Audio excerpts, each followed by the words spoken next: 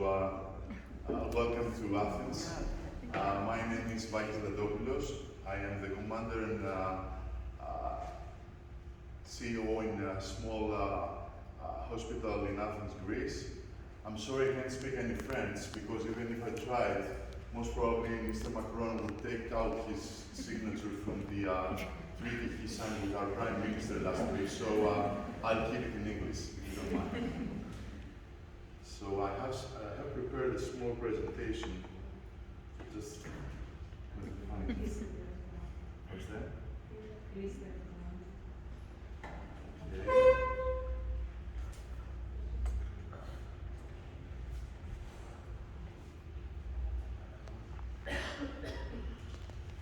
Okay.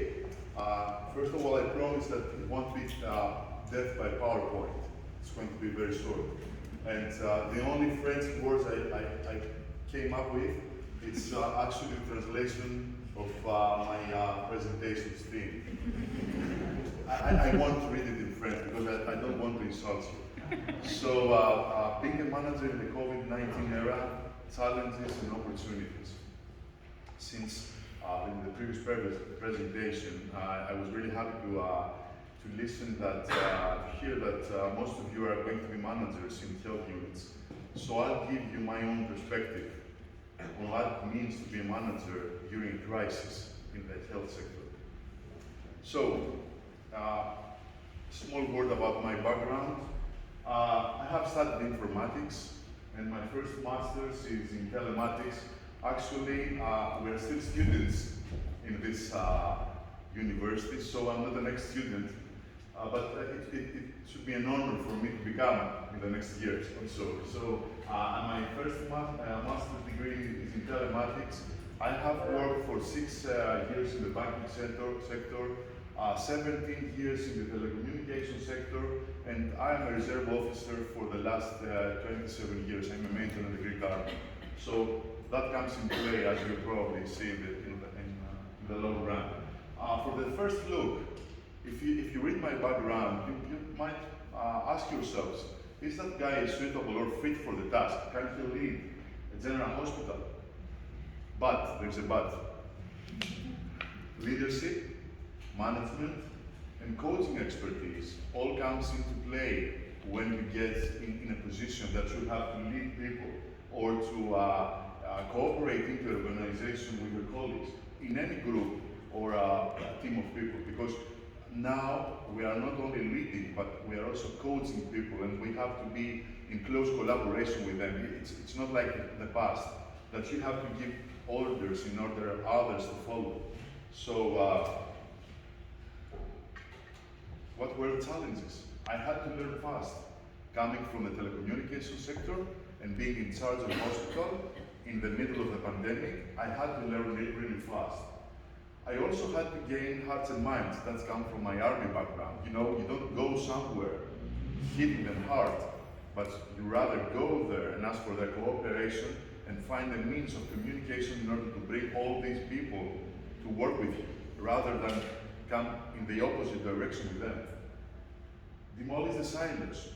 That's something we always find in front of us when it comes to lead people. You know, in some structures, people are very tightly connected, and they can't see what's happening around them or beside them. So we have to bring a new eye on how to do things and how to cooperate in the best effort in order to have the organization working properly. And then observe, gather as much data and information as possible, set the course, decide, and act. That's the famous OODA loop. If you are in the middle of a crisis, or you have to make direct decisions and make actions, you have to have those 4 parameters in play. And then win everyday battles, and don't lose your focus. Leading a health organization, it's a very devious task. You have to communicate every day with your colleagues there, with your business partners, and see what the problem is, and try always to find a solution, but never lose your focus, never micromanage. And then, if all that comes to an end, be prepared for the next day. You know, it's not only COVID around the world. Patients are waiting for our services. And fortunately enough, through the vaccine program and I hope for the medication about COVID-19, we will win back the lives we lost. But now all hospitals are operating in a hybrid, let's say, model, COVID and non-COVID. And through any kind of crisis, any kind of difficult times, there are also and always opportunities. First, make changes. You know, when you have a plan and you have to adapt it to a crisis, then you have to change things. It's like going to a battle and you have the perfect plan, but when the first shot breaks into the air, all plans go loose. So you have to make changes, both structural and organizational, and have the, let's say, the open eye to see where they are suitable, because you don't have to break the organization to the ground.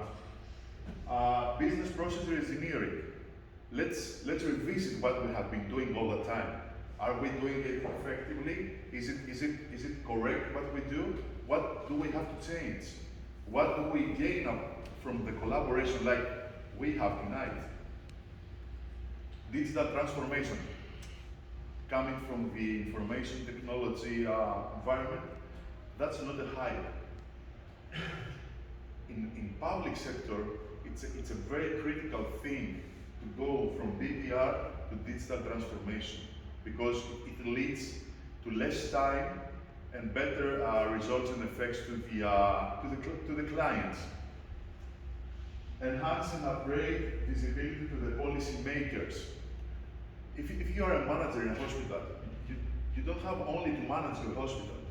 You have to make sure that everything that happens into your organization finds its way to the cadre, to the hierarchy, because many good things are being done every day in the public hospitals, but no one finds out what really happens unless you come out and talk.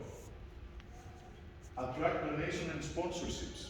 You know, we felt it the last 18 months that without our donors and our sponsors, much of the work that we have done, it couldn't have been accomplished, because the state is very well funding our organization, is very supportive, but we needed more. And this more came by attracting donations and sponsorships. And then promote a corporate culture. I don't know how the public sector works in France. I think I know, because we have, let's say, adapted your model in some of our areas.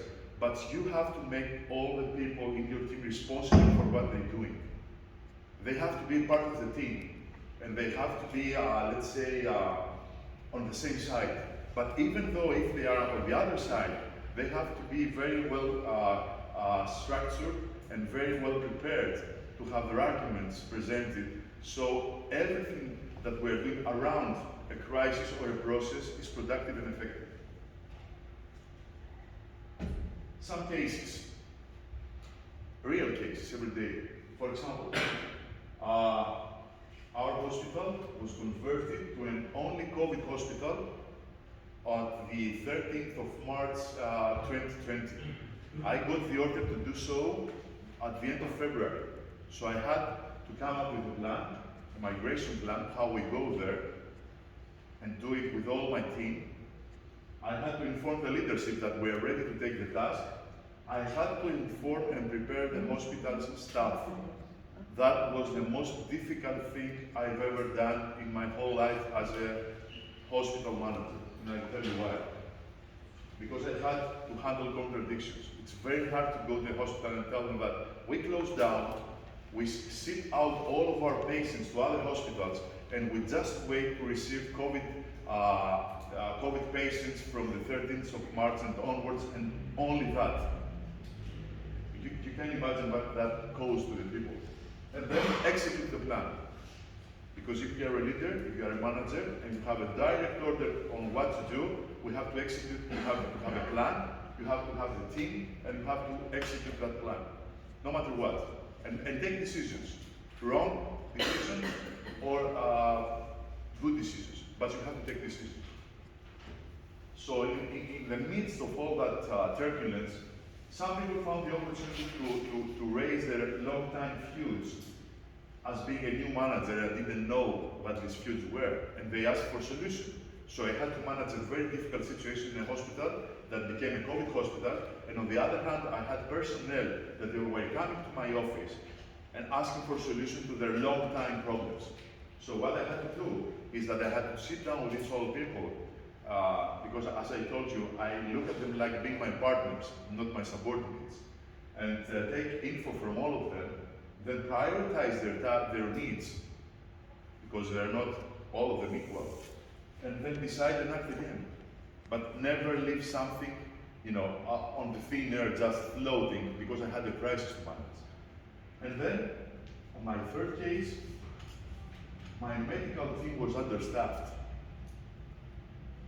Understaffed due to people that had to take their retirement plan and go away, or for another thing that my hospital is not very attractive to doctors, because it's small, because it's in a difficult area, because many things. So what I had to do is that I had to assess the situation to see where the real problem is. I have to prepare a hiring proposal. I had to make my hospital inform the leadership again that I have a problem. That's my proposal, because you never go to the leadership without a plan and a proposal. Inform them, mitigate the reasons why the hospital was unattractive. I had to find the real problem why doctors didn't want to come to the hospital. I told you a couple of reasons before. And then go out in the market or go out to the Ministry of Health and tell them that that's my problem, that's what I can do to solve it, but I need your help also.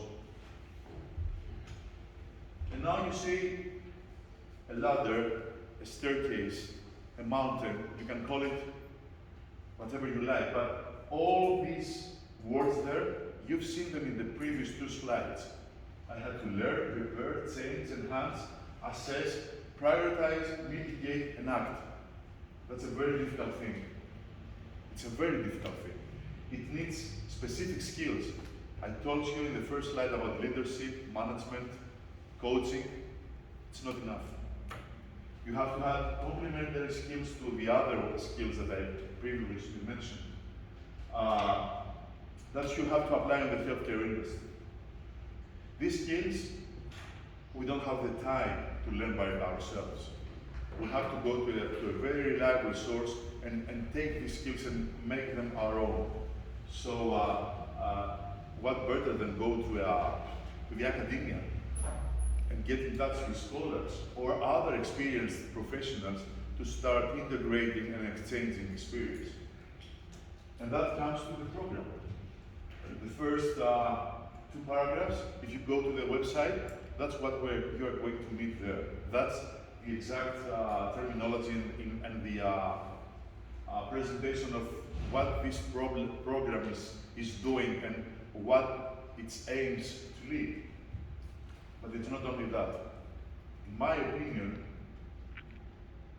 in a world that it's in the middle of a very difficult time, and for a manager that initially had nothing to do with the healthcare industry, what I needed was a real eye-opener on how to look at things and where did I have to go in order to get that perspective. I had to go to a very prestigious university like the University of West Attica and being part, because I was selected, and that was a very great honor for me, of that very, very good team of professionals and scholars alike, and take all that knowledge through the program in order to be able to apply it to my organization and try to have effective results. Thank you very much.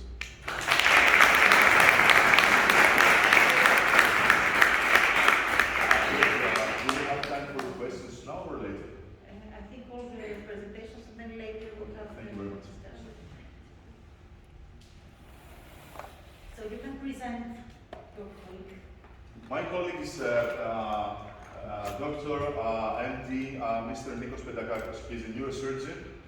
He's a very well friend of mine because we've shared numerous hours of doing our presentations and projects and homeworks for the program. So he's a very nice guy. Just give the attention he needs. Thank you. Applause at the end, please, okay? So good afternoon to everyone. Thank you very much for the invitation.